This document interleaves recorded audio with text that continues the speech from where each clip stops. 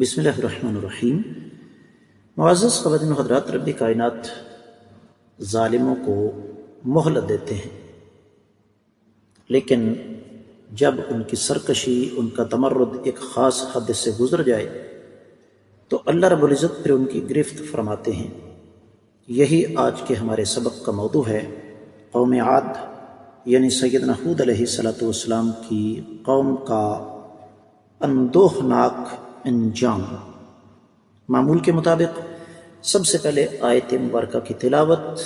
اللہ رب العزت ارشاد فرماتے ہیں، فَأَخَذَتْهُمُ الصَّيْحَةُ بِالْحَقِّ فَجَعَلْنَاهُمْ غُثَاءً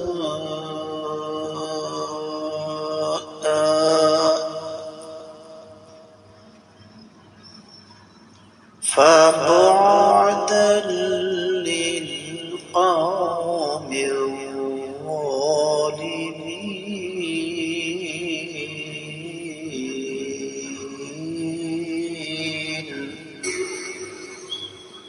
فَأَخَذَتْهُمُ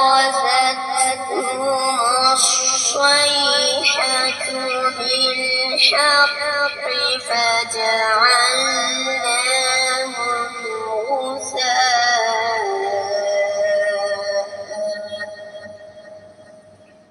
فَبُعْدًا لِلْقَوْمِ الظَّالِمِينَ۔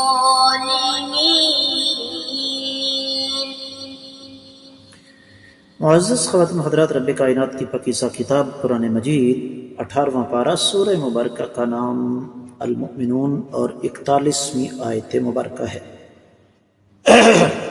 رب کائنات ارشاد فرماتے ہیں، فَأَخَذَتْهُمْ، پس ان کو گرفت میں لے لیا، الصیحۃ، چیخ نے، بالحق، حق کے ساتھ، فجعلناہم، پس ہم نے ان کو بنا دیا، غثاء، کوڑا کرکٹ، فبعدن، پس دوری ہے، للقوم، ایسی قوم کے لیے، الظالمین، جو کہ ظالم تھی۔ باب محاورہ ترجمہ سماعت فرمائیے گا۔ اور بالآخر عدل کے تقاضوں کے عین مطابق انہیں چیخ نے اپنی گرفت میں لے لیا اور ہم نے انہیں کوڑا کرکٹ بنا دیا، پس ظالموں کے لیے دوری ہو۔ امام ابن کثیر رحمۃ اللہ علیہ ارشاد فرماتے ہیں کہ فَأَخَذَتْهُمُ الصَّيْحَةُ بِالْحَقِّ، اس کا معنی یہ ہے وَكَانُوا يَسْتَحِقُّونَ ذَلِكَ مِنَ اللَّهِ بِكُفْرِهِمْ وَطُغْيَانِهِمْ، وہ اپنے کفر اور سرکشی کی وجہ سے اللہ مالک العلم رب الجلال والاکرام کی طرف سے اسی سلوک کے حقدار تھے۔ معزز خواتین و حضرات، ان الفاظ پر ذرا غور فرمانے کی ضرورت ہے، اور فرماتے ہیں کہ دراصل ہوا یہ تھا کہ ایک تیز چیخ تھی، اس کے ساتھ ٹھنڈی یخ ہوا تھی، جس کے بارے میں قرآن کہتا ہے آگے سورۃ الاحقاف 25ویں آیت مبارکہ آ رہی ہے، تدمر کل شیء بامر ربها فاصبحوا لا یری الا مساکنهم،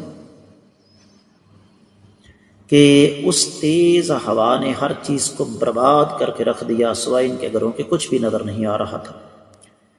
اب قرآن جو کہتا ہے فجعلناہم غثاء، کہ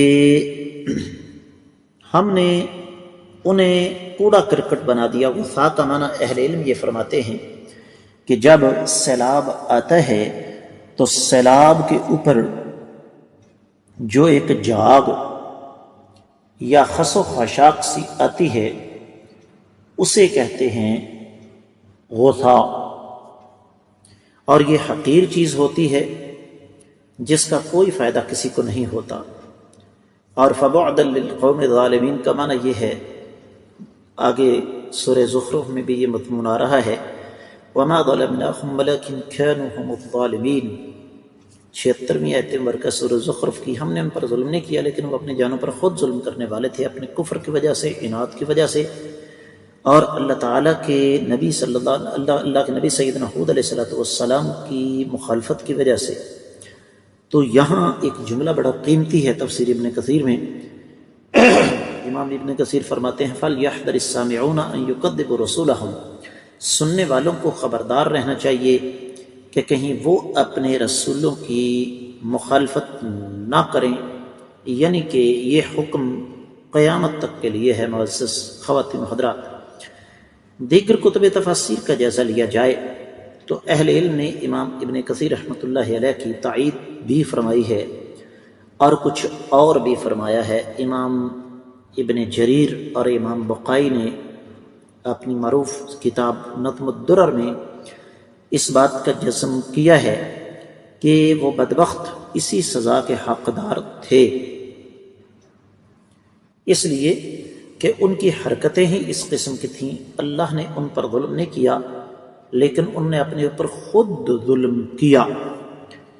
اور پھر جو فرمایا فَجَعَلْنَاهُمْ غُثَاءً، تو اس کا مفہوم بیان کرتے ہوئے مفسرین کرام یہ لکھتے ہیں کہ ان کو ہم نے اس انداز سے ہلاک کر دیا کہ ان کی حیثیت بالکل ایسی ہی ہو گئی جیسے پانی کے اوپر جاگ وغیرہ آتا ہے جس کا کوئی فائدہ نہیں ہے. فَبُعْدًا لِلْقَوْمِ الظَّالِمِينَ، یہاں پر دوری سے مراد معزز خواتین و حضرات اللہ تعالیٰ کی رحمت اور اللہ تعالیٰ کے فضل و کرم سے دوری ہے. یہ بات یاد رکھیے کہ اللہ ملک العلام رب الجلال والاکرام اپنے بندوں کو دور نہیں کرنا چاہتے، لیکن ہوتا یہ ہے کہ بندے اپنی حرکات کی وجہ سے، اپنی غلط کاریوں کی وجہ سے اللہ تعالیٰ کی رحمت سے دور ہو جاتے ہیں. معزز خواتین و حضرات، یہ دوری کوئی معمولی ساری نہیں ہے، یہ بات یاد رکھیے. اللہ تعالیٰ کی رحمت سے دور انسان کا انجام کیا ہوگا یہ آپ لوگوں کو بتانے کی ہرگز ضرورت اس وجہ سے نہیں ہے کہ اللہ تعالیٰ کے فضل و کرم سے جہاں تک میری آواز جا رہی ہے آپ الحمدللہ ثم الحمدللہ سمجھدار ہیں. اب ہوا یہ کہ سیدنا جبریل امین نے چیخ ادا کی، چیخ ماری تو زمین ان کے قدموں تلے سے لرزنے لگی. تیز چیخ آئی، اس کے ساتھ آندھی تھی جس نے ہلاک کر دیا. اور یہ جو چیخ تھی یہ برحق تھی، کوئی زیادتی کوئی ظلم نہیں تھا، بلکہ وہ ظالم اس کے حقدار تھے. اور پھر ان کی حیثیت ہلاک ہونے کے بعد یہی ہو گئی جیسا بیان کیا ہے قرآن نے غثاء. اب فَبُعْدًا لِلْقَوْمِ الظَّالِمِينَ کا معنی یہ ہے کہ ایسے لوگ اسی سلوک کے حقدار تھے، ان کے ساتھ ایسا ہی ہونا چاہیے تھا. یہی وجہ ہے کہ تفسیر روح البیان میں یہ بات لکھی ہوئی ہے.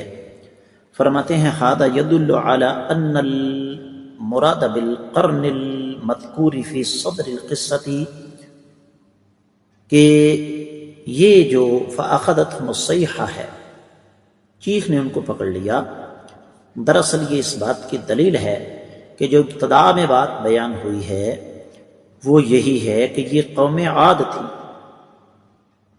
کیونکہ قوم عاد ہی اس تیز آندھی کی وجہ سے ہلاک ہوئی. اب یہاں پر ایک سوال آ جاتا ہے کہ یہ قوم چیخ سے ہلاک ہوئی یا کہ آندھی سے. تو جب ہم کتب تفسیر کا جائزہ لیتے ہیں تو ہمیں یہ پتہ چلتا ہے کہ دونوں چیزیں تھیں. جس طرح کہ تفسیر البیضاوی وغیرہ میں یہ بات لکھی ہوئی ہے کہ وہاں پر صرف اور صرف یہ نہیں ہے کہ چیخ تھی یا آندھی تھی، بلکہ یہ دونوں چیزیں تھیں اور یہ کوئی ناممکن امر نہیں ہے. اور پھر امام تفسیر المراغی کے اندر یہ بات لکھی ہوئی ہے کہ اللہ تعالیٰ نے ان کافروں کو ہلاک کر کے اپنی رحمت سے دور کر دیا. تو اس سے ہمیں یہ سبق ملتا ہے کہ اگر وہ ہلاکت کا شکار ہو گئے تو ہماری اوقات اور ہماری حیثیت کیا ہے، ہمیں اس پر غور کرنا چاہیے. اس کے ساتھ ہی آج کا قرآن مجید کا سبق ہوا مکمل. اجازت چاہوں گا. السلام علیکم ورحمۃ اللہ وبرکاتہ۔